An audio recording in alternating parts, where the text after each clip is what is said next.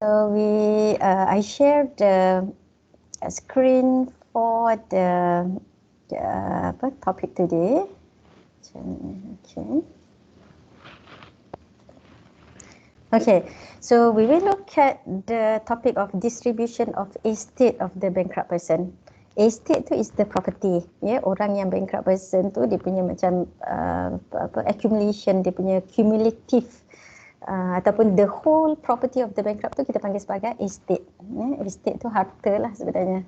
Contoh macam kalau you learn your distribution of the estate, tajuk apa ya tentang will apa semua tu, pembahagian harta pusaka, dia guna perkataan estate juga kan. Okay, so the word estate here refer to the property which belong to the bankrupt person.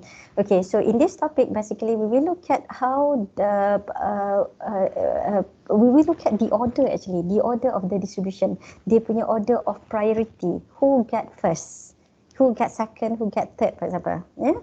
Okay, so it's about the order of the distribution. Kita panggil order lah, dia punya macam the rank for the distribution. Yeah? Alright.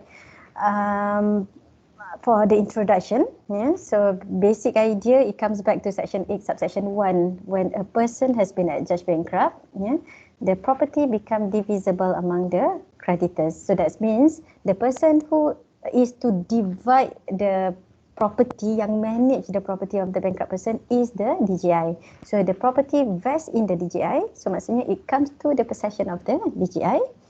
And then the DJI shall be the receiver, the manager, yeah, of the property, the administrator of the property, the trustee of all properties of the bankrupt person. Yeah. Okay, so the work now it belong ataupun the task is given by the law to the DJI. So the main idea is to pay the debt, yeah, of the bankrupt person to the creditors, to satisfy the debt lah.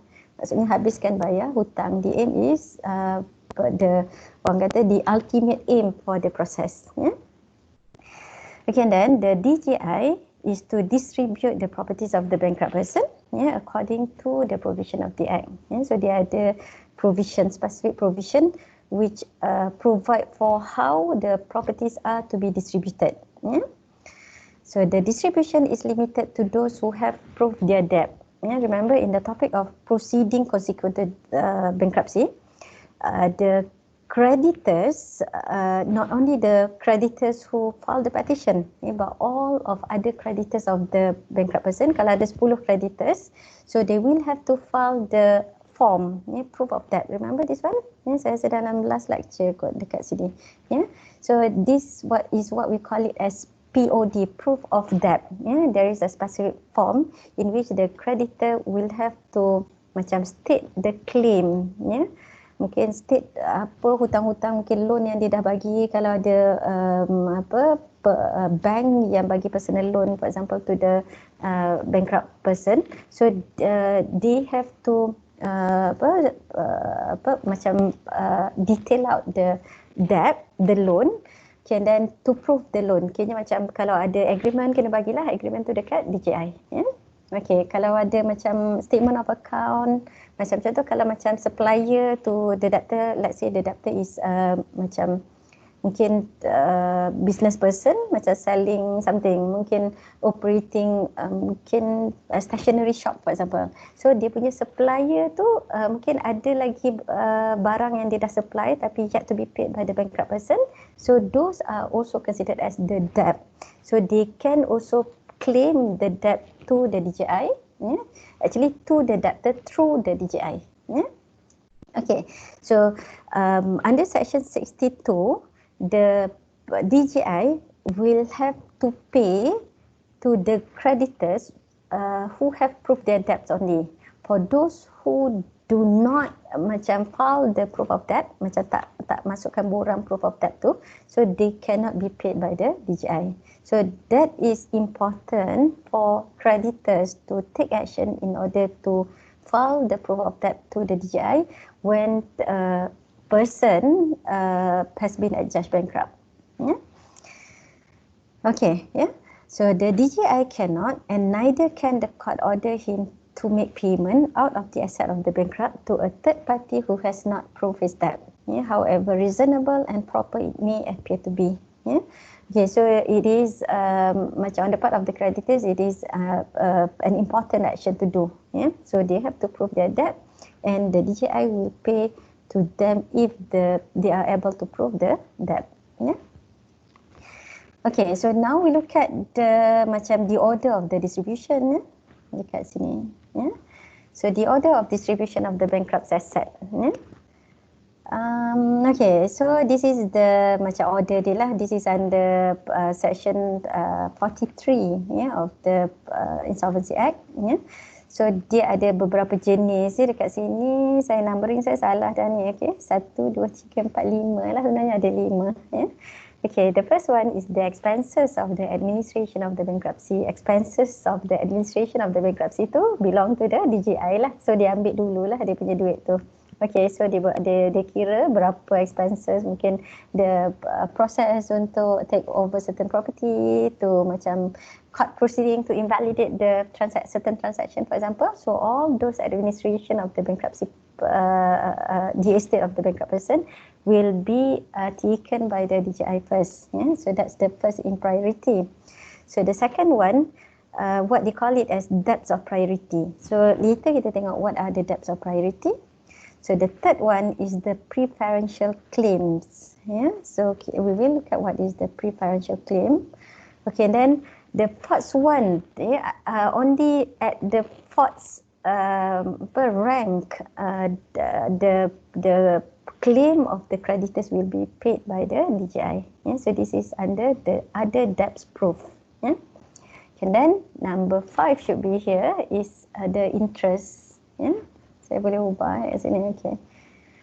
Okay, so then interest, if it is if there are still money belong to the estate of the bankrupt person, then the DJI will pay the interest. Okay, so we look at this one by one. Yeah?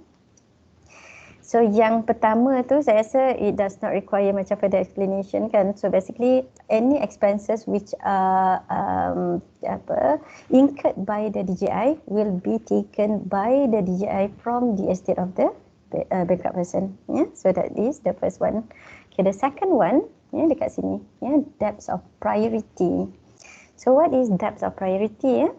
So under section 43 subsection 1, yeah, so basically these are the what they call it as debts of priority. Yeah, that is the local rates and taxes. Contoh macam cukai pintu, ya,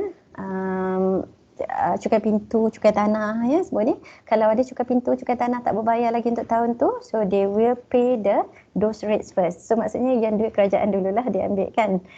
Okay, so whatever taxes which are payable at the date of the bankruptcy order and having become due. So maksudnya kena dibayar lah. Contohnya tahun ni sebelum bulan 6 kena bayar cukai tanah kan, sebelum end of month Jun.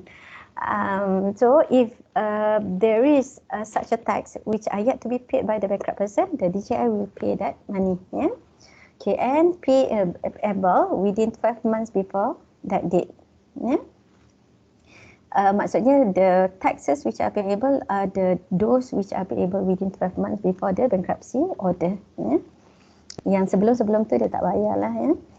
Okay, the second one, income tax. Dekat lembaga hasil lah yang ni. And other assessed taxes. Yeah? Mungkin business tax. Yeah? Assessed on the bankrupt up to 31st December before the date of the bankruptcy order and not exceeding the whole 1 year assessment. Yeah, so they will pay for 1 year assessment only. So for example, if the bankrupt person is judged bankrupt today, so the DJI will pay the last year punya assessment if it is yet to be paid. Yeah. Okay, the third one, which is also debt of priority, is the salaries of employees. Yeah, so if there are salaries of the employee which are yet to be paid, then the DJI will pay to them. Okay, however, the amount, there is a limit to the amount that is does not exceed 1,000 for each of services rendered during the period of 5 months before the date of bankruptcy order. So jumlah tu sikit sangat lah sebenarnya, 1,000. Mungkin sekarang gaji minimum wage pun 1,100 kan sekarang. Okay, So it's actually the minimum amount. Contohnya kalau gaji dia 5,000 contohnya, the DJI will only pay 1,000 only out of the estate of the bankruptcy, the bankrupt person. Yeah? Okay, that is the third under the debts of priority. The fourth one is the EPF, Employees Provident Fund. That is the KWSP lah, Kumpulan Wang Simpanan Pekerja. Okay, so this is also the rights of the employee, which is payable by the bankrupt person. So macam kalau if dia mungkin dia check account dia punya EPF tak bayar contohnya of the of the workers is not paid by the bankrupt person, so the DJI will pay the amount. So all amounts due, kalau yang macam salaries tu dia up to 1,000. Okay, however for EPF dia kata all amounts due in respect of the contribution payable during 12 months before the bankruptcy order by the bankrupt as the employer, dalam tempoh setahun lah.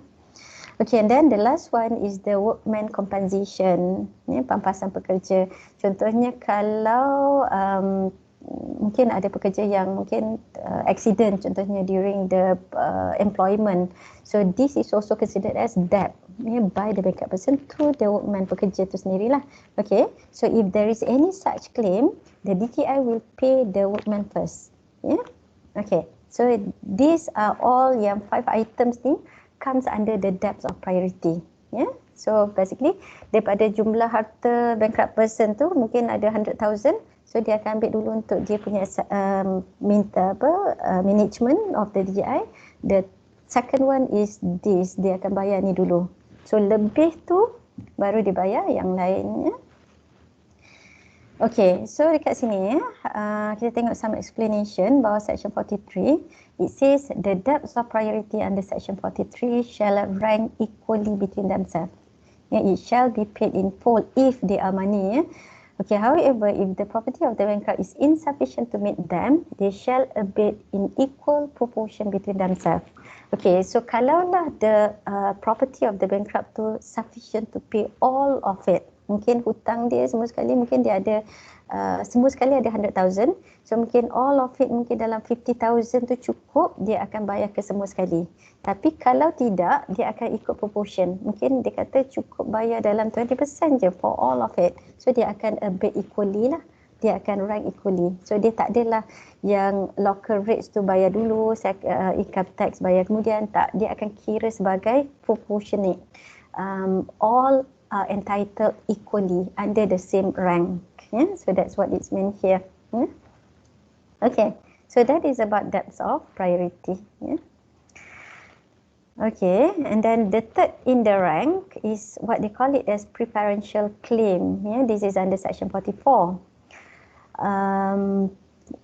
Okay, so if for example under the mungkin in the business of the bankrupt person, dia ada orang ni lah apprentice, orang yang apprentice ni like macam trainee sebenarnya yang kerja dengan bankrupt person, and dia paid certain amount of money, okay, and then what happened to this person is that the bankruptcy order has effect to discharge an apprenticeship contract if any.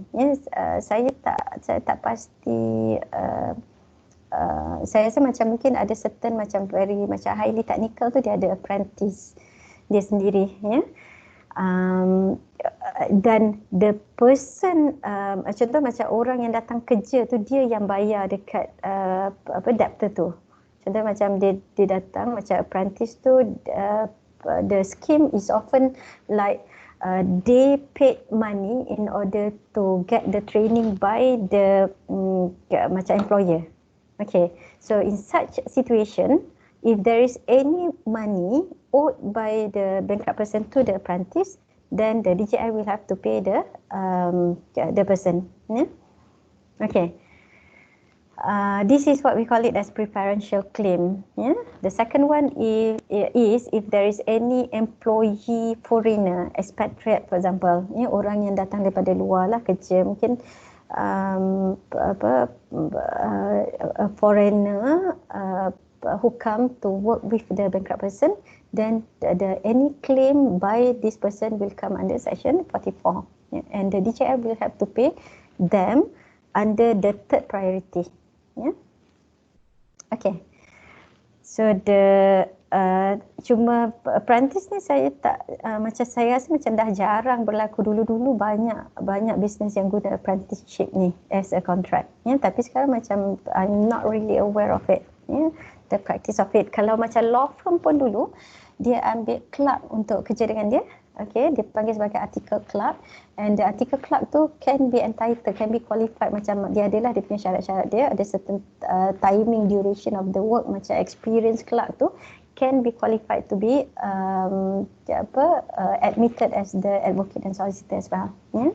But the practice is not really known nowadays. Yeah? Okay, so this is under the third priority of the distribution of the debt of the bankrupt person. Yeah? Okay, number 4, okay, is other debts which are proven by the creditors. Yeah? So maksudnya the creditors rank the faults in the priority. Yeah? Itu pun kalau ada lebih. Yeah? Dia kata when there is a surplus, after settling the priority, so dia akan bayar dulu number 1, number 2, number 3 up to preferential claim. So then the DJI will see whether there is any surplus, ada lebihan lah. All other debts proved in the bankruptcy by the creditors lah yang ni shall be paid pari passu. Pari passu tu equally to all. Contohnya mungkin creditor A got 100,000 debt. And then mungkin creditor B 200,000. So dia akan kira tu proportionate. 20% contohnya kalau cukup duit tu dia akan bayar 20% of the debt. So dia akan proportionate equally, dia sebab dia rank equally and without preference to any of the creditors. Yeah? Okay. So that's the treatment of the law relating to the creditors. Yeah? Okay, and then the last one is the interest on proof debt. So for number 4, for the debts proven by the debtor, for the debt proven by the creditors, the DJI will pay the principal amount first. Yeah? If there is any extras from the estate of the bankrupt person, then the DJI will pay the interest on the proved debt. Yeah? So this come under section 43, subsection 6. Yeah? It says where the debt include interest. Ya, contoh macam yang kita buat dalam judgement kita kan. Okay, yeah. Ada apa ni? Hello?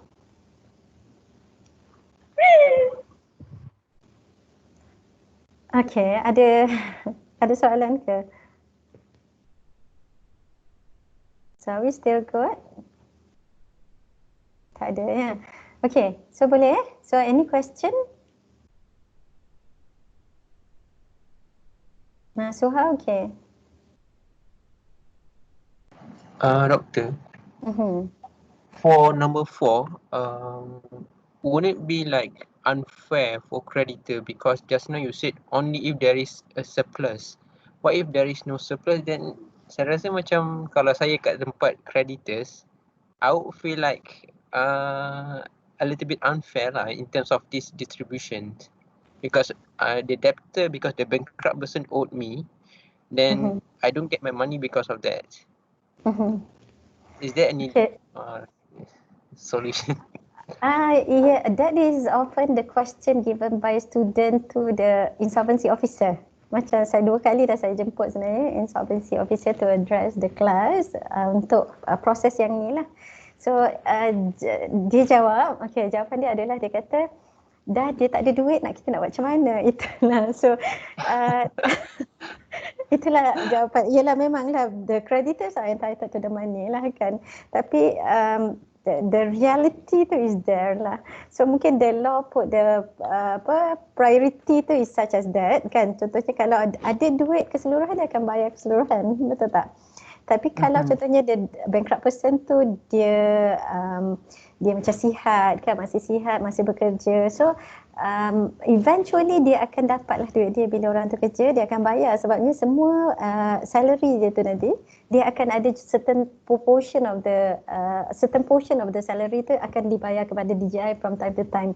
So dia punya distribution tu is made macam for the first 6 months tu dia akan buat satu distribution.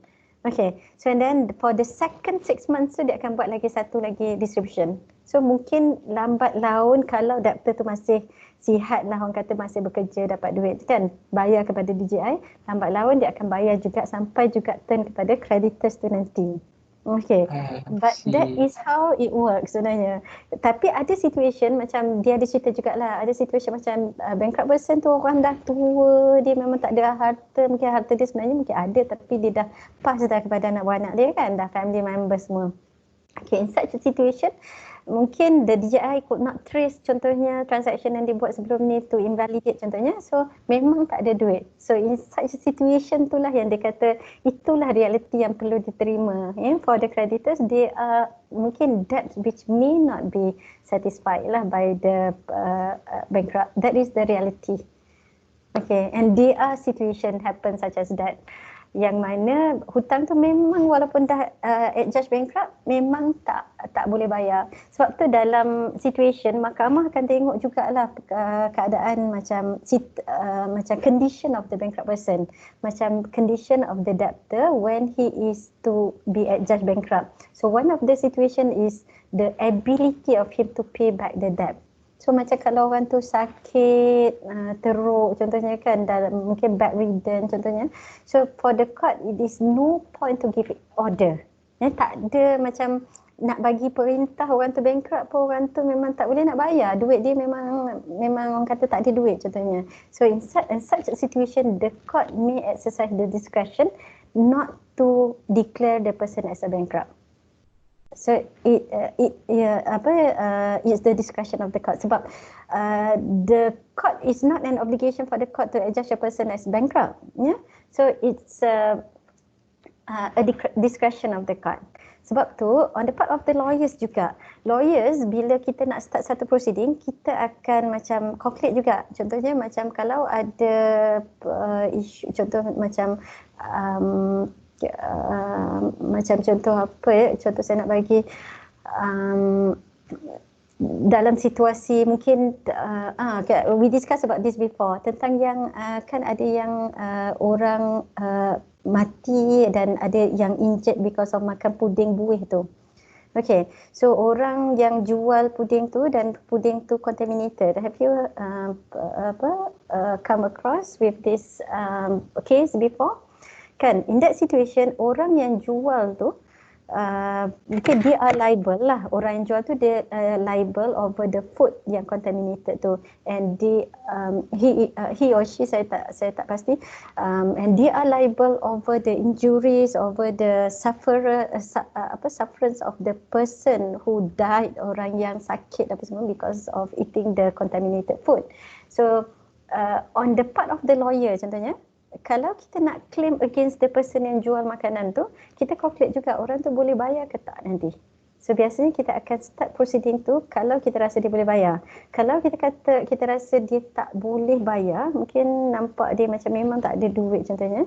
Sebab kalau jumlah untuk yang injury contohnya, kalau mungkin orang mati apa semua, jumlah dia mungkin besar kan, may not be able to be paid by the person. So sebab tu mungkin the lawyer does not proceed with the case. Kalau kes yang macam accident, road traffic accident, ada insurance company yang would be able to pay. Tapi dalam kes-kes yang memang tak ada, contohnya macam selalu juga masa saya praktis dulu berlaku macam lori yang tak ada insurance yang dalam estate apa semua tu. So kita punya calculation untuk start proceeding against the lorry driver tu is dia punya ability to pay. So sebab tu kadang-kadang ada benda yang macam outside of our control. Saya rasa macam ni jugalah, kalau kita nak paksa orang tu bayar, orang tu tak ada duit, orang tu sakit, contohnya dah tua. So it's simply beyond control. So I think on the part of the creditors, it's simply part of the business. Dia ada the calculation dia. Yeah, daripada calculation as to whether you'll be able to get the debt back ataupun there are debt which are simply cannot be satisfied. Okay, itu reality dia lah. Dulu saya pun duk fikir macam tu jugalah, tapi beberapa kali jugalah insolvency officer tu macam jawab macam tu. Itulah reality yang perlu kita terima lah. Okay. Okay, doktor. Okay, so is it do I answer your question there? Boleh? Yes. Okay. Alright, so basic idea is that if there are money, so the money will be accumulated, they akan collected by the DJI from the debtor. Yeah? However, there are situations in which they may not have money. Yeah? So in such situation tak bayarlah, ya. Okay. Sampai dia discharge lah. Bila dia discharge memang habislah debt tu, kira memang tak bayar, ya. Okay, the last one kat sini yang interest tadi kan, section subsection 6 to section 43, where the debt include interest. Yeah, such interest shall for the purpose of dividend. Dividend tu proses bayar tu, yeah, be calculated at a rate not exceeding 6% per annum to the date of bankruptcy order. Yeah, so dia kira interest tu up to the date of the bankruptcy order. So selepas tu dia tak kira walaupun dia bayar mungkin 2 years after that, for example. Yeah, so dia akan stop dekat situ calculation dia. Yeah.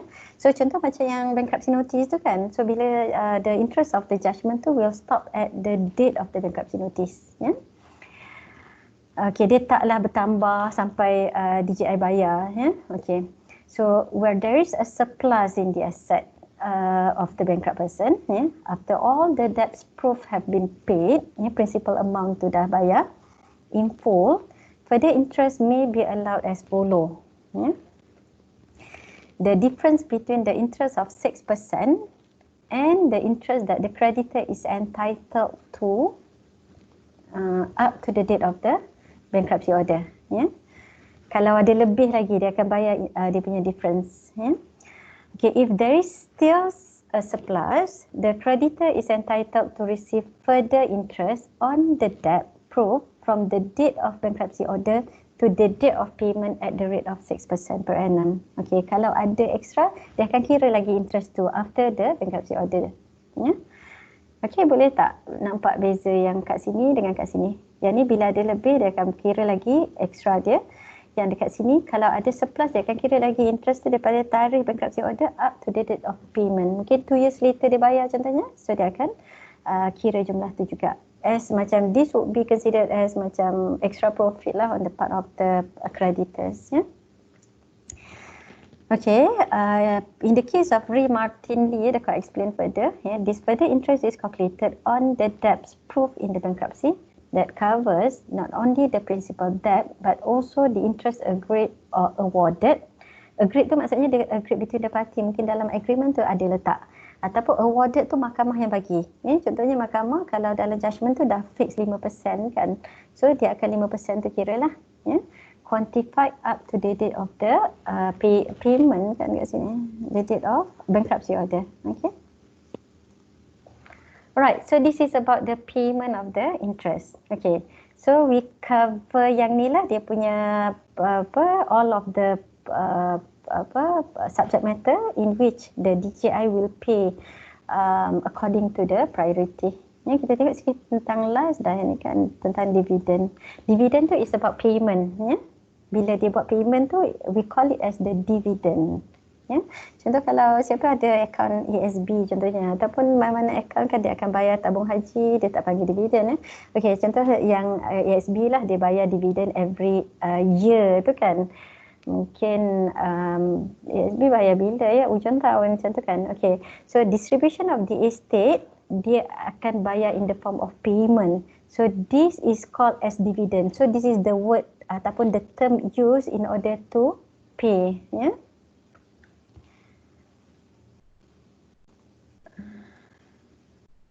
Okay, so the official assignee is under duty to declare and distribute dividends among creditors who have proved their debt with all convenient speed. Yeah?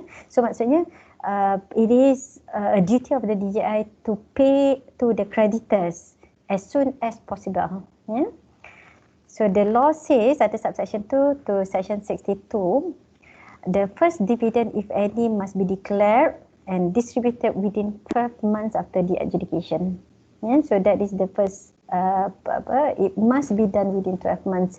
So mungkin the collection of the money tu will continue, tapi dia akan buat according to the equal rank. Contohnya kalau jumlah tu lebih cukup sampai nak bayar principal debt of the creditors, dia akan bayar ke semua sekali up to certain amount which are which the macam the amount able to do so. Yeah? Macam yang contoh yang saya kata tadi, kalau ada 100,000, it is sufficient to pay mungkin up to the all of the creditors and the falls in the category here. So they will pay out to those. Kalau tidak, dia akan tunggu lagi another round of distribution. Yeah? Okay, where that is not possible, kalaulah dalam tempoh setahun tu is not possible for the DJI to make distribution, the official assignee may postpone the declaration to a later date, but he must give reason to the creditors. Mungkin dia kena tulis surat lah, they have to explain to the creditors that the payment cannot be done, so what is the reason. So the idea is that the DJI have to work fast, they have to do so within as soon as possible and make payment to the creditors.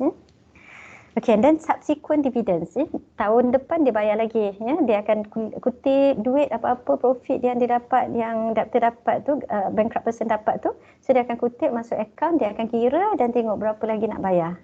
Okay. So kenapa saya punya ni ada, yang tadi tu saya bagi Zaimah, siapa tadi, control so you do this Okay, subsequent dividend shall be declared and distributed at intervals not more than 12 months in the absence of sufficient reason to the contrary. Yeah? Okay, so if for example there is any reason for the DJI not to pay, mungkin tak ada duit langsung dapat, for example for the second year, so then it will be postponed to another year. Okay, so basically payment or distribution of the money from the estate of the bankrupt to the creditors will be made yearly sampai certain date of discharge. Okay. Alright. Okay, any question? So saya tengok okay, chat ni Fatin Najiha kata tak faham untuk ada debts proof. Contoh untuk ada debts proof macam mana ya? Okay, ada debts proof ni. Okay, the question is about what is meant by other debts proven. Kita tengok balik dekat sini. Okay, dekat sini tadi, kat sini expenses of the administration of the bankrupt kan, that is the first priority. Okay, the second one is debt of priority tu tadi, yang the wages of the salary of the workman, for example, the local taxes, cukai tanah apa semua tu. Preferential claims tu those yang apprentice dengan work, yang foreigner tu tadi, foreigner punya workers kan. Okay, and then the fourth one, the other debts proof. Other debts proven by the creditors. Creditors yang contoh yang satu yang hutang bank tadi, bank yang bagi loan kepada bankrupt person. Okay, and then mungkin ada lagi PTPTN ke dia tak boleh bayar juga kan. And then mungkin ada lagi hutang yang personal loan, for example, mungkin supplier of the business, for example. So those are under other debts proven. That is the creditor. Yang kreditor yang lain tu, selain daripada yang dekat 1, 2 dan 3. Okay, boleh dapat tak maksud saya, Fatin? Okay? Alright.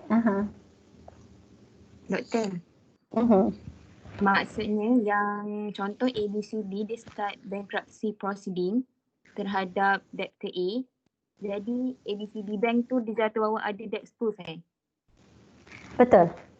Dia creditors lah. Okay. Dan maksudnya kalau duit creditors, duit debtors tak cukup untuk bayar, so dia tak dapat lah walaupun dia start the proceeding. Betul. Dia akan masuk yang keempat tu. Okay, thank you doktor. Tapi dalam common situation ada duit untuk bayar tu. Dalam common situation dan rare situation lah yang mana tak ada duit tu kan. Okay, so I think it's on the duty is on the DJI to macam to examine, to investigate further of the money belong to the debtor. Penting juga untuk DJI tu untuk apply the law, sebab selalu juga isu dia Section 47 tu is not enforced by the DJI. So, kalau if you look at the issue is that dia tak cari orang kata on the part of the transaction tu. So sebab tu macam on the part of the officers tu is important juga. Yalah, tapi cuma itulah macam dalam enforcement of the law selalunya isu macam tak cukup orang, tak cukup staff ataupun tak cukup macam kemampuan pun banyak juga dalam government punya enforcement. Selalu isu macam the ability to do so, macam sebab selalu enforcers ataupun pegawai yang work in the enforcement tu, isu dia selalu macam dia kata tak cukup orang ataupun mungkin orang yang berkemahiran tu dalam undang-undang yang tertentu tu tak cukup. Contohnya macam sebab kalau if you look at the legal officers ni, dia selalu being transferred tau from place to place. Banyak juga yang dia orang cakap macam baru start nak belajar 2 tahun contohnya, duduk kat situ dah kena transfer tempat lain. Baru nak orang kata nak mahir tentang satu perkara tu, dah transfer tempat lain. So issue of macam enforcement is often subjected to the quality ataupun skills of the enforcers as well. Yeah? Okay, kalau macam yang Fatin tanya tadi, ABCD Bank case kita tu kan, ABCD Bank tu kira sebagai creditors and often there are other creditors as well. So jarang lah ada satu je creditors, dia akan ada juga creditors lain yang yet to be paid by the bankrupt person. Ni kalau ada 3 orang akan kira sebagai creditors, comes under faults category. Yeah? Okay, saya tengok soalan by Iliana tadi. Oh, kita dah 10.20, saya kita boleh berhenti pukul 10 ya. Okay, Iliana kata kalau debtor tu ada charge masa berhutang dengan creditor, adakah creditor itu akan dibayar atau masih mengikut turutan dalam statute? Statute tu section 43 tadilah. Section berapa tadi? 6. Berapa? 43(1). Okay, so okay. Remember dia ada 2 jenis creditors, secured creditors and unsecured creditors. Secured creditors dia ada property which is under charge. So secured creditor has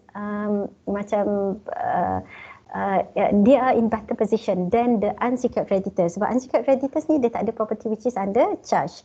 Okay, the secured creditors, bila a person has been adjudged bankrupt, dia punya debtor tu has been adjudged bankrupt, dia ada option to realise the property. Contohnya kalau orang tu cagarkan tanah dia kan, so dia boleh jual tanah tu untuk bayar dia punya hutang lah.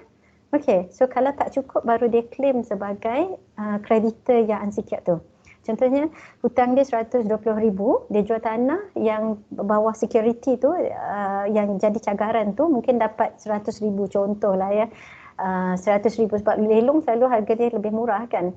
Okay, so dia ada lebihan 20,000.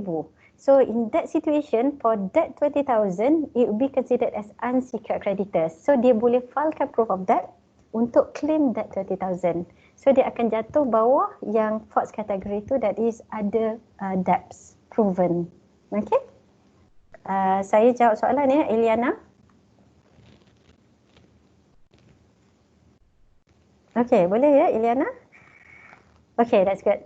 Alright, Muhammad Fauzan, in regard of the locus standi, okay, for bringing the bankruptcy case to the court. Bankruptcy case, yeah? Okay, does DJI only can bring the case under section 47? How about the creditor petition filed by the creditor? Okay, so isu untuk section 47 tu cuma DJI je yang boleh enforce. So only DJI can bring the matter ataupun the action in court to invalidate the transaction which is entered into by the bankrupt person, before the bankruptcy order lah kan. Okay, dekat situ DJI ada locus standi. Okay, as to the bankruptcy case, yang ada locus standi untuk bringing bankruptcy case is the creditor. Contohnya macam kes kita yang ABCD Bank dengan siapa nama debtor tu kan.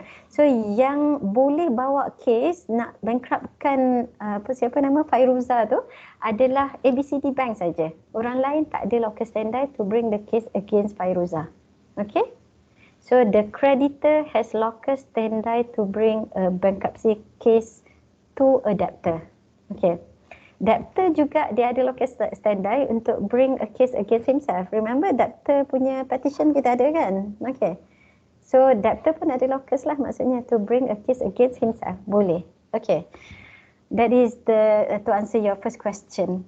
Okay, how about the creditor petition filed by the creditor? Okay, yang tu saya jawab soalan tu lah. Creditor yang boleh filekan creditor petition. Kalaulah debtor nak filekan against himself, boleh. Dia boleh minta mahkamah bankruptkan diri dia sendiri. So in that situation, semua harta dia akan serah kepada DJI. DJI akan manage harta tu. So dia akan avoid himself from being harassed by the creditors. Mungkin dia dah tak larat dah.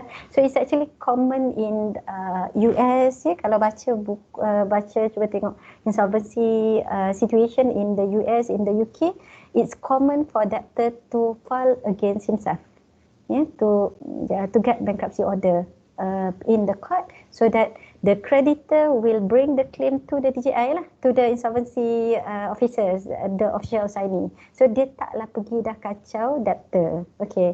So it is important ataupun is good for the debtor to start afresh. Kan orang bisnes selalunya dia akan is part of the business actually to borrow money in order to get the business running.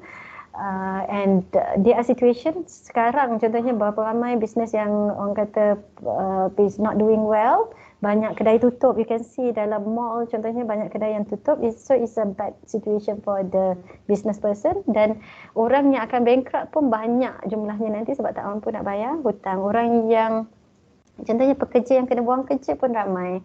Kan macam adik saya pun ada yang kena buang kerja juga because of the macam situation of the company. So in that situation macam mana nak bayar kereta, nak bayar rumah contohnya. So that would be difficult situation. Okay, and then the creditor eventually will come against the debtor and get the money to be paid to them. Yeah. Okay, so that is the situation. Okay, thank you for the question, Fauzan.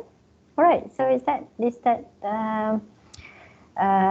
sufficient to cover the topic? If you look at your Insolvency Act, dia punya provision panjang, so please read lah. So I hope you can use the macam half an hour ni kan, masa untuk baca bahan yang saya bagi tu. That is manual dalam goals tu pun you can read. Remember we got manual, mungkin ada beberapa orang tak ada internet dah dekat sini. Okay, dekat sini.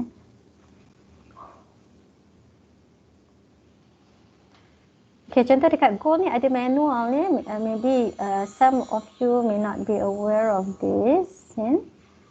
Kat sini manual for bankruptcy laws. You can use this for your reference. Dan dalam sample exam question dekat sini, you can have a look. Untuk tajuk-tajuk yang ni, see, you can test your understanding whether you will be able to macam understand to be able to answer the question. Okay, so if you have any issues, you can put forward your question dalam forum tu.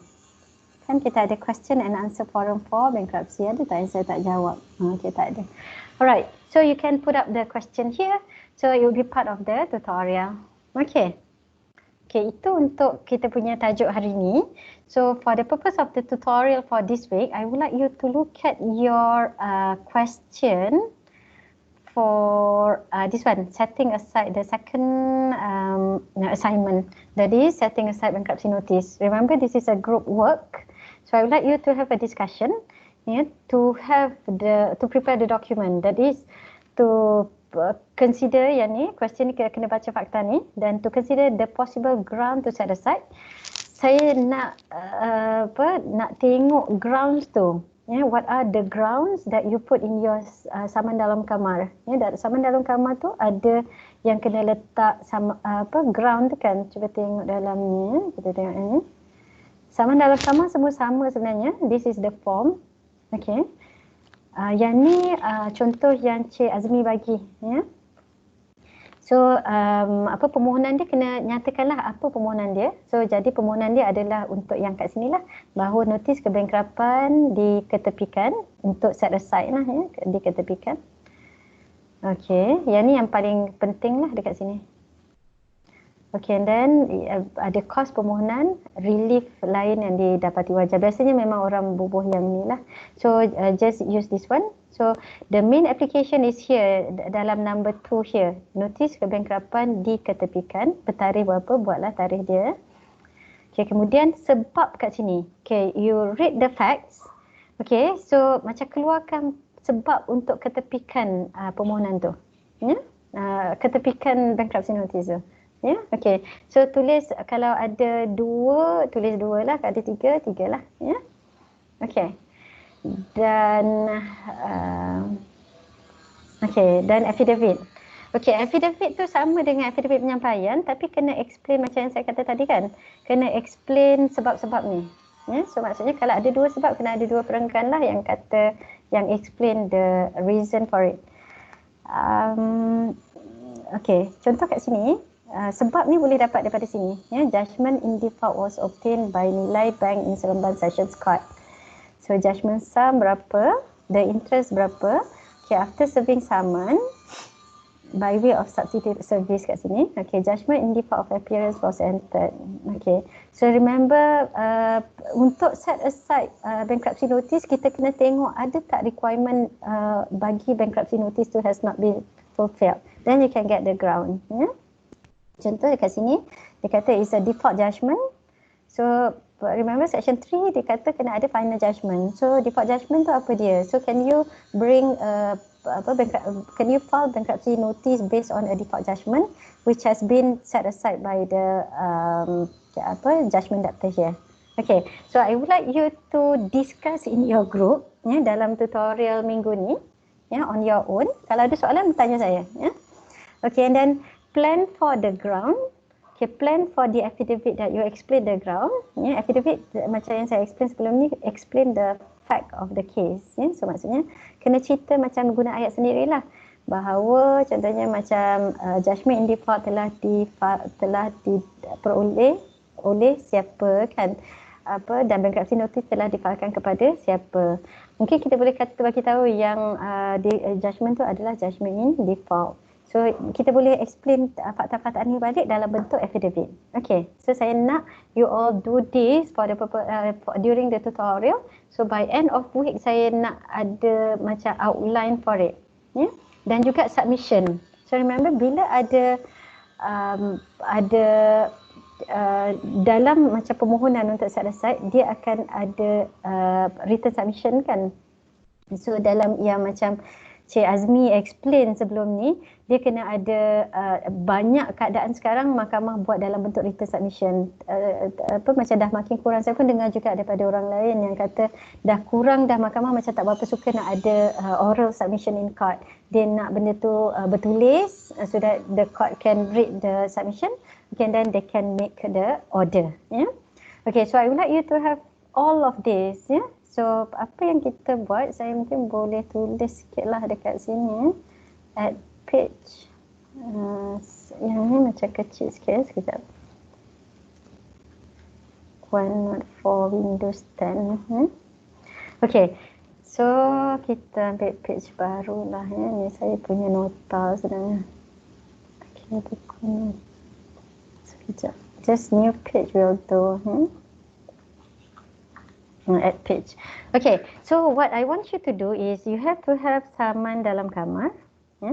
Saman dalam kamar tu tulis apa dia permohonan dia. Permohonan untuk apa? Untuk apa kan? Dan kedua, alasan permohonan. Yang ni penting. Boleh 2 atau 3 lah. So next to this akan ada affidavit sokongan. Nampak tak saya punya ni? Macam mana nak besar sikit?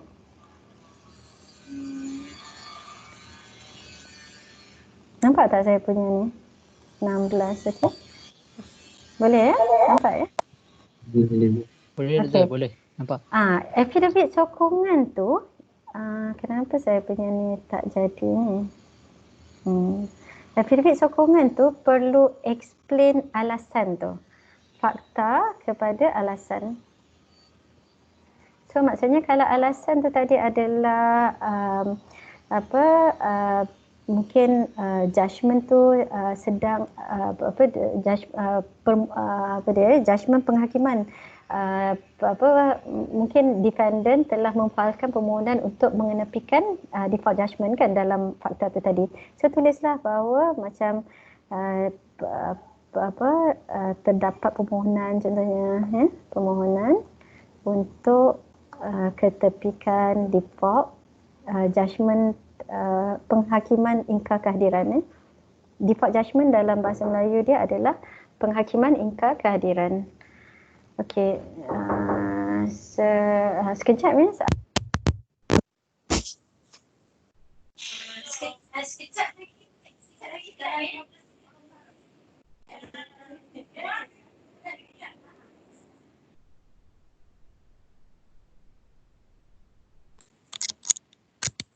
Okay, sorry. Yang tadi kena bagi tahu alasan dia. Yang pertama apa dia tadi? Satu kan.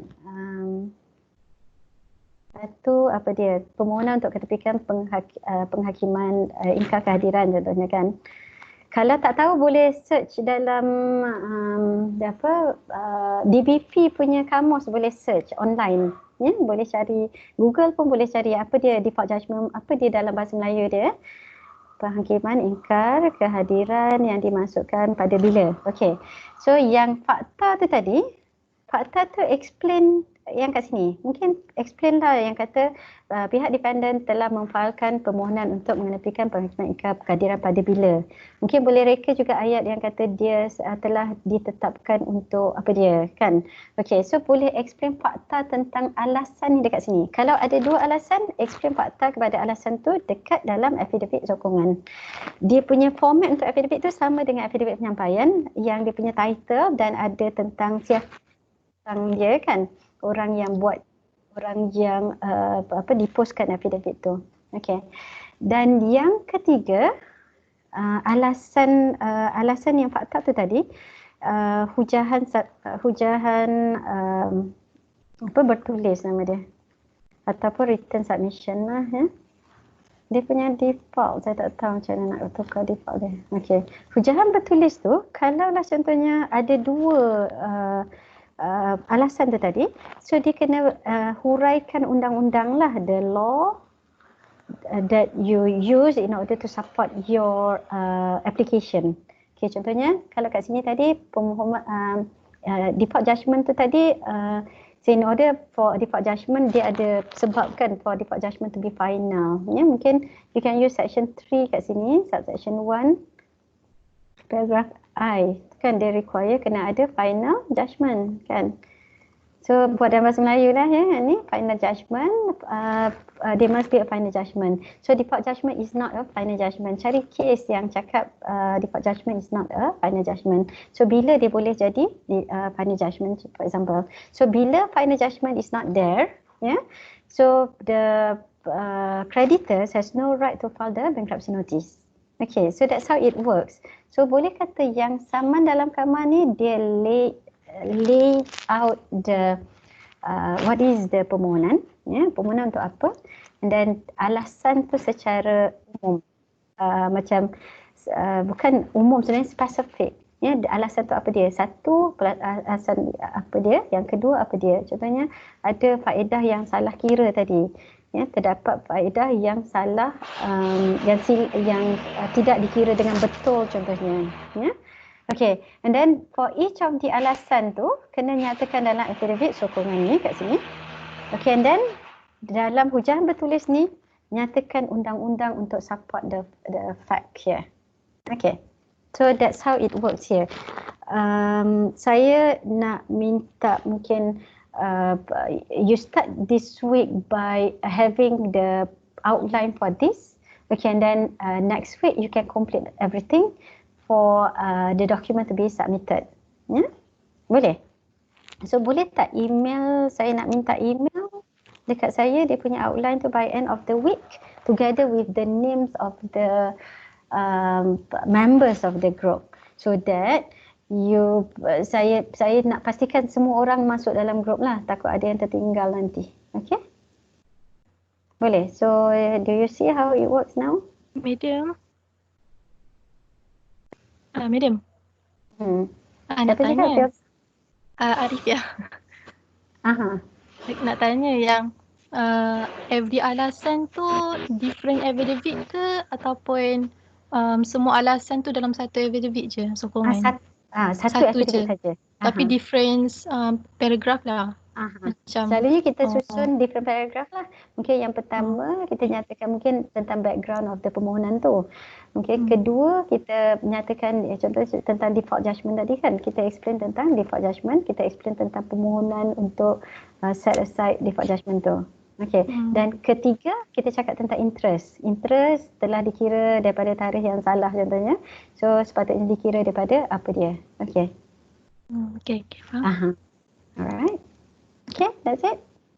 Yeah, for today. Yeah, okay. So you know already your work for the tutorial, and by end of the week, I would like you to email to me the outline for it. Yeah, and together with the name of the members of the group. Yeah, so that we are to ensure that everyone is in, not left behind lah. Tak nak nanti ada yang tak ada group ke nanti. Yeah, sebab kita work macam distance macam ni macam, so I hope no one is macam at the end of the ni nanti kita tengok tak ada group ke. We don't want such a situation.